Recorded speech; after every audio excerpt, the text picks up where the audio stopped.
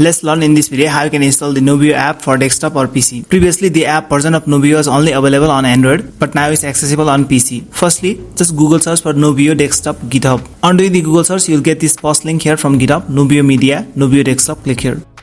Scroll down, come to Releases and click on this link here, Latest. Scroll down once again, come to Assets, click on this file here, Nuvio Windows, alpha.msi. It will begin downloading this setup file. Once it downloads the setup file, click on the setup file and begin the installation immediately. It gives you this pop-up here. Click on more info and just run anyway. It's totally safe. I have installed it before and just run it. Finish. Now go to desktop and we have the Nuvio shortcut on desktop. Let's launch it here.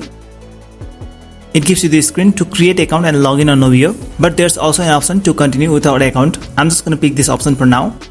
Add profile. Input any username for now. Create profile. Once the app is loaded, go to settings.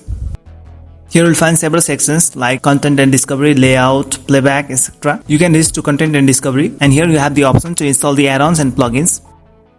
This is just a guide for the installation of Nuvio app on PC. Just hit the like button, and if you want to get more videos like this, keep subscribed.